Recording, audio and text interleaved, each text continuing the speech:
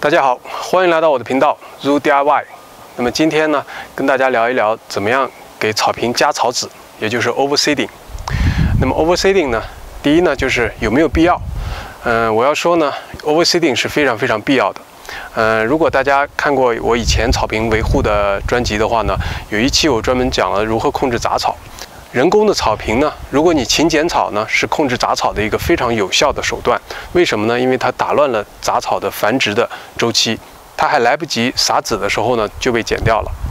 但是呢，正常的草呢，也没有这种繁殖的机会了，因为你经常每个礼拜剪草，所以呢，它不会有草籽呢落到下面，然后会有新的草长出来。对于杂草来说呢，控制了它们的生长。对于正常的草来说呢，就需要我们用人为的方法，每年呢去加一次草籽，这样呢就会让你的草坪越来越浓密。即使有一些草坪你自己看上去可能还不错，但是呢，我的建议是每年呢最少加一次草籽。如果你的草坪比较稀的话，每年可以加2次。这样呢，你的草坪呢就会变得浓密一些，这个是非常好的。如果你好几年不加草籽的话呢，你的草坪就会变得越来越稀，这样呢杂草呢就会进一步的入侵。那么什么时间撒草籽比较好呢？2个时间，一个是秋季，一个是春季。那么秋季，尤其是初秋，是最好的时间。这个时候呢，一般气温没有那么高，然后呢会有很多降雨，非常适合新草的生长。像我这个草坪呢，经过7、8月份2个月呢，实际上还是有很多草呢死掉了。虽然我经常浇水，但是今年多伦多这边的夏天呢还是非常炎热的，非常的干旱。而且呢，今年呢我做了这个篱笆，有一些挖掘机过来呢，那个履带呢把一部分的草坪就压死掉了。大家可以看到，现在呢我后面这些草又长出来了。那么这些草呢，就是我3个星期以前补种的草籽，现在呢长势良好。秋天呢，就是为什么说要初秋呢？因为在秋天的中期以后呢，会有落叶，就会阻碍它的发芽和生长。当然，如果你的 lot 上没有落叶树的话，实际上晚一点也没有问题，9月底、10月份都可以。所以呢，现在呢也是刚刚好，正是补草籽最佳的时间。好，下面呢我说一下关于草籽的选择。居家来说呢，如果你要求不是很严格的话，最好选那种混合型的草籽。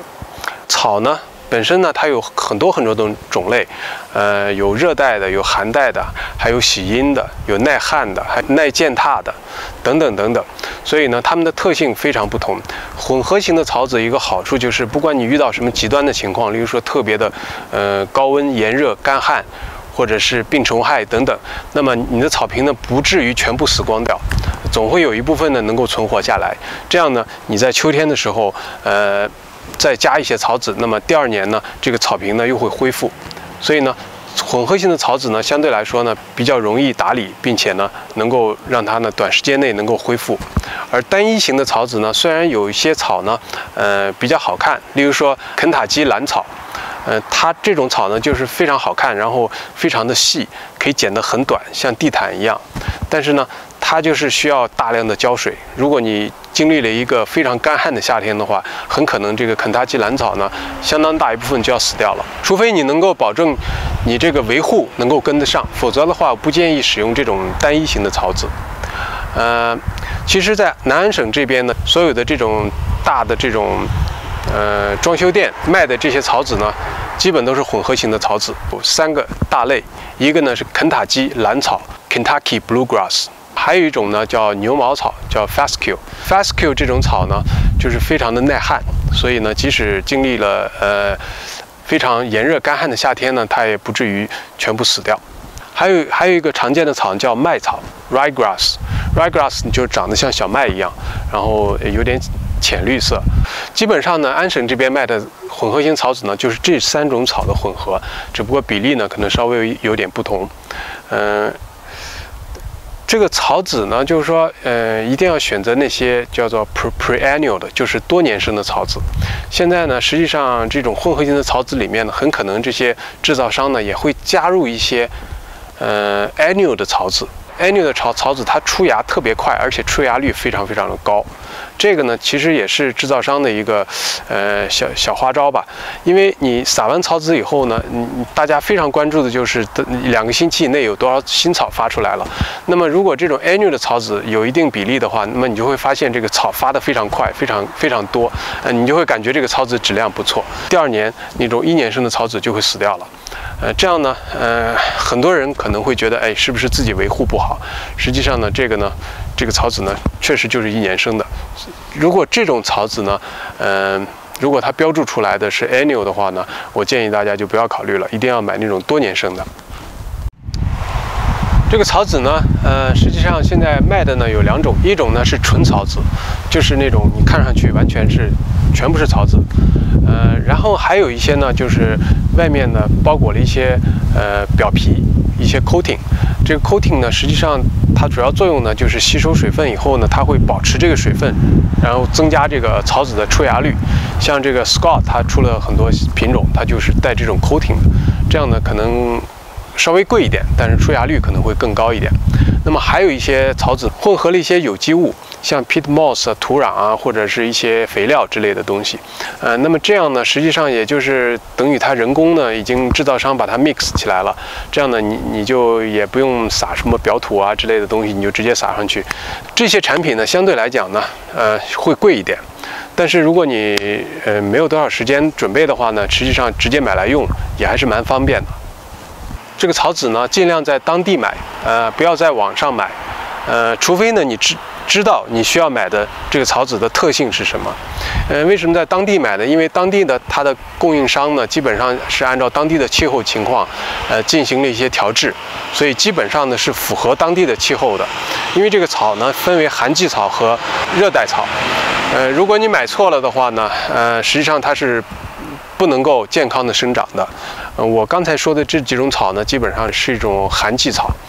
如果你居住在南部的话呢，你可能要在当地研究一下，看看有没有适合当地生长的草的品种。那么下面一个话题呢，就是撒草籽的操作应该怎么操作？那么实际上最好的操作呢，是你撒草籽之前呢进行一些准备，例如说打气孔。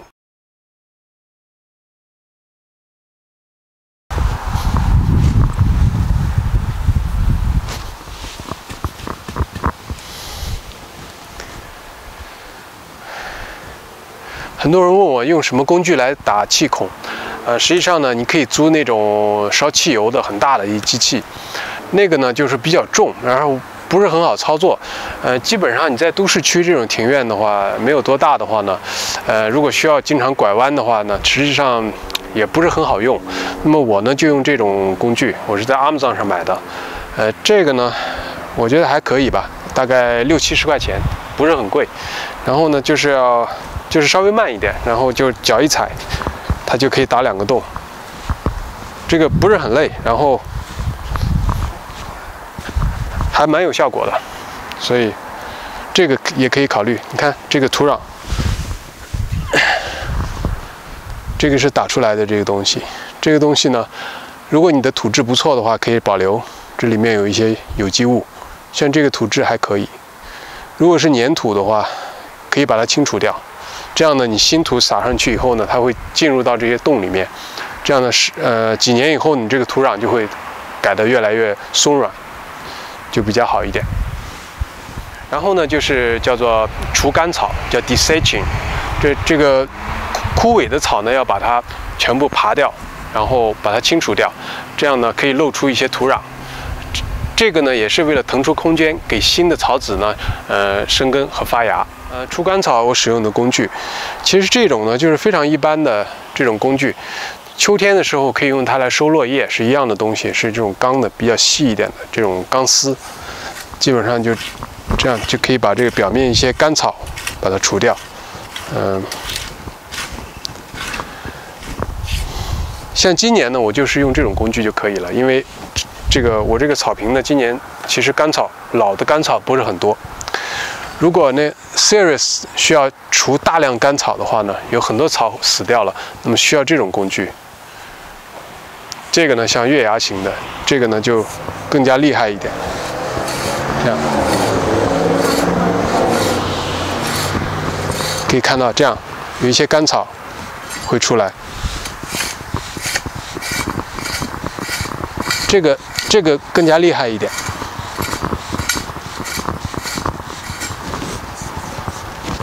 当然会有一些草会把它刮掉。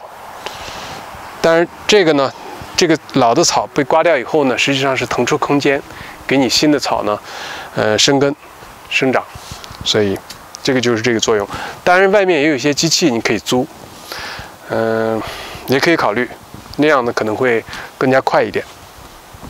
如果你的草坪状态还不错，如果你不做呢，你直接撒草籽也是可以的，但是呢可能会影响它的出芽率，可能它出芽率就不会那么高，但是呢也会比你不做 overseeding 要好很多。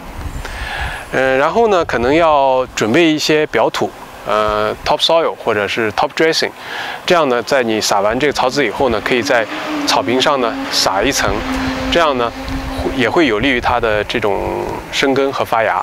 好，下面呢就是撒草籽的量。现在呢很多这个草籽的包装上面呢就告诉你建议这个草籽这么多的草籽大概可以 cover 多大的面积。有两种指标，一个是新种的，新种呢就是说你这个草坪上面呢没有草，现在需要重新种；另外一个就是 overseeding， 就是补草籽。这两种指标呢，你可以作为一个参考，但是我的建议是你要把这个你撒的量呢比这个指标呢要多一些，可以多个1倍以上。这样呢，你撒出来的这个可以保证呢，即使在出芽率一般的情况下呢，你这个还是有很多新草会发出来，可以让你的草坪呢变得越来越浓密。然后呢，撒完草籽以后怎么样去维护呢？最重要的一条呢就是浇水。浇水是非常非常重要的。这个草籽撒完以后，它一定要保持一个湿润的状态。如果一旦被晒干了，它就不可能再发芽了。所以呢，在撒完草籽第1个礼拜呢，每天要浇2次水。当然，如果有一天下雨的话，你可以跳过去；否则的话呢，要早上1次，晚上1次，这样呢，保持这个草籽呢处于一种一直持续的这种湿润的状态。然后第2个礼拜呢，要保持每天浇1次水，或者早上或者晚上，继续让它保持湿润。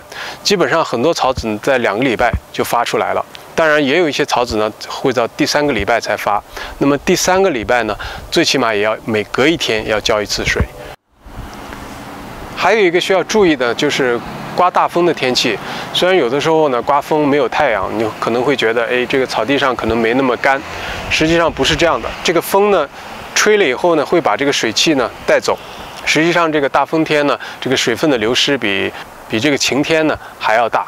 所以大风天的时候呢，尤其要注意对这个新草呢进行补水。大概过了4个星期以后呢，基本上可以按照正常的频率呢给这个草坪浇水了。1个星期浇1到2次就可以了。撒完草籽以后呢，尽量减少不必要的踩踏。新草呢非常的幼嫩，如果踩踏的话，有可能会阻碍它的生长。基本上呢，做到这2点呢，应该能够保证足够的这种出芽率，然后你的草坪呢会很快2-3个星期以内就会焕然一新，有一个完全不同的状态。就像我现在我身后大家看到的这样，其实你也完全可以做得到。这个新草长出来以后呢，什么时候剪草呢？要等到它长到3到4英寸，然后再考虑第1次剪草。那么第1次剪草一定要注意呢，保证这个剪草机的刀片是处于一种非常锋利的状态。如果它不是太锋利的话呢，把它取下来，要把它磨一下，然后让它呢非常锋利，这样呢，它剪草的时候，它这个拉力呢会对根部的影响呢会小一点。另外呢，什么时候施肥呢？这个新草长出来以后，不要马上施肥，一般要等到2个月，8个星期左右才施第1次的肥。因为这个肥呢弄不好的话，它会伤害这个新草的这个幼嫩的根系，所以呢，不要太着急。好的，这一期的话题就跟大家分享到这里，谢谢您的收看。如果您觉得这个内容还不错，请给我一个 thumb up。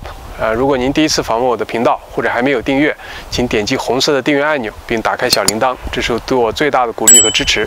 好的，那我们下次再见。